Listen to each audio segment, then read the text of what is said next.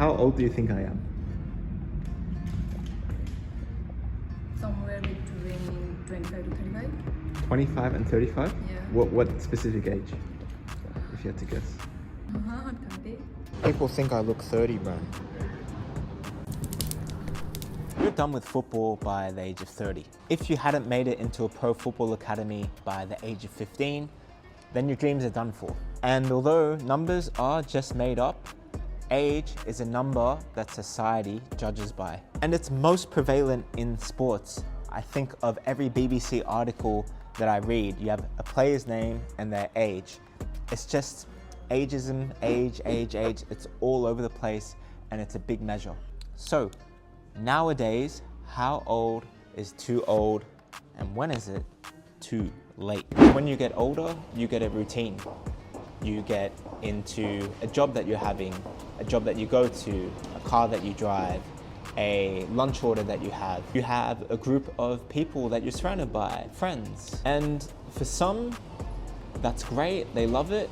And for others, it's soul crushing. There's this 28-year-old guy on Instagram, he's got these reels where he shares like his 9-to-5 life.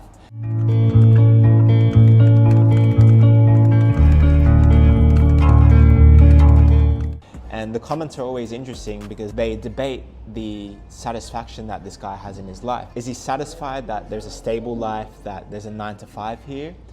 Or is it unsatisfying because there's something more, something else you should be doing when you're 28? And it's always such a fascinating debate. For me though, if I was in a regular thing where I know what to expect every single day, I think personally, I'd have my soul crushed. And I choose not to have my soul crushed. And that's why I always look for stories of hope. All right, let's look at the highest level. Luka Modric, he's 38 years old, almost 39.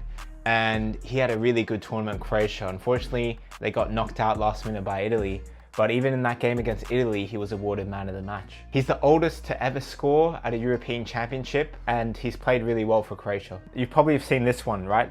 Pepe and Ronaldo's combined age is 80. At the time of filming this, they've featured in all of Portugal's group games and are through to the knockout stages. Then you got Messi. Leo Messi's killing it still at Inter Miami. He's just a walk in the park for him there. King Kazu, you might have heard of this guy too. 57 years old and still playing pro football. He just recently left Portugal to go play again in Japan. But wow. There's a 45-year-old American guy who just made his debut for a Portuguese club. Another Japanese professional recently retired, Nakamura, used to be a legend for Celtic, played all the way into his 40s. Thiago Silva obviously recently retired for Chelsea, but there's another top example for you. And I know Thiago Silva has millions of dollars in his stuff so he can keep in top shape. But it's never been more in the public conscious to recover, to rest, and to be at your maximum performance. And it's not only these. Think about yoga, think about stretching, think about Pilates, think about contrast therapy with the hot and the cold, think about saunas, think about how much all this stuff is really in today and how much better educated people are. This is why I'm bullish on more players having longer careers like the Messis, the Ronaldos, and the LeBrons. And I think you're gonna see top performance continue in the late 30s and into the 40s by more and more athletes. So with that being said then, when is too old? And I think, look, the advantage of youth is that you're an investment. There's more years where you could pay off, you could demand larger sums of money for clubs. And so that's really an investment. But what if a club is looking just for a player for a position and is not relying on youth? Maybe relying more on experience. Maybe relying on if that player is just good enough. And I think for the older players out there, that could be the chance. And all it takes is one person to take a chance on you. So I'm bullish. I like being the underdog. I like trying to do things where people think it's impossible, people think you can't do it.